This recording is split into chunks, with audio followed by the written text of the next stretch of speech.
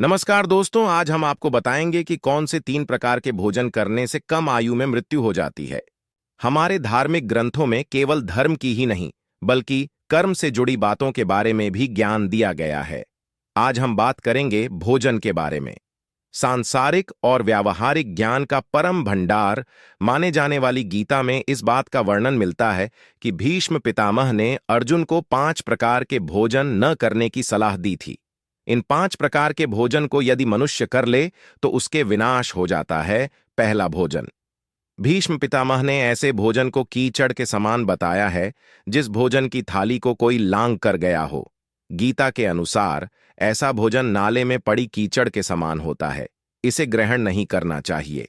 यदि गलती से भी आप घर में भोजन की थाली को लांघ गए हों तो बेहतर होगा कि इस भोजन को स्वयं न खाकर जानवरों के लिए डाल दें।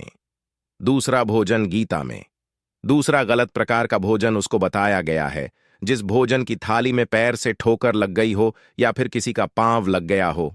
ऐसा भोजन खाने योग्य नहीं रह जाता है। ऐसे भोजन को ग्रहण करने से बचना चाहिए, नहीं तो आप दरिद्र हो सकते हैं। तीसरा भोजन गीता में भीष्म पितामह ने बताया है कि तीसरा खराब प्रकार का भोजन वह होता है जिसमें बाल निकल आए। ऐसे भोजन को खाने योग्य नहीं माना जाता है, यह दूषित हो जाता है। ऐसा भोजन करने वाला व्यक्ति जल्द ही कंगाल हो जाता है। चौथा भोजन। चौथे प्रकार का भोजन। भीष्म पितामह ने वह बताया कि अगर पति और पत्नी एक ही थाली में भोजन कर रहे हों तो उनका प्रेम एक मद के रूप में उस भोजन में आ जाता है। किसी तीसरे व्यक्ति को उस भोजन में शामिल नहीं होना चाहिए। यह उसके लिए नुकसानदेह साबित हो सकता है। हालांकि पति और पत्नी के लिए एक ही थाली में भोजन करने से प्यार तो बढ़ता ही है और दोनों के लिए यह भोजन चारों धाम का पुण्य फल प्राप्त करने के समान होता है। पांचवां भोजन। बेटी अगर कुंवारी हो और अपने पिता के साथ एक ही थाली में भोजन करती है तो उस पिता की कभी अकाल मृत्यु नहीं होती, क्योंकि बेटी पिता की अकाल मृत्यु को हर लेती है।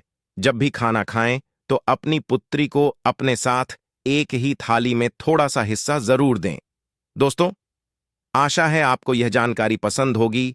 तो वीडियो को लाइक करें और ऐसे ही जानकारी सुनने के लिए चैनल को सब्सक्राइब करें और बेल आइकन को दबाना बिल्कुल ना भूलें, ताकि आपको हमारी इसी तरह की ज्ञानवर्धक वीडियो मिलती रहे।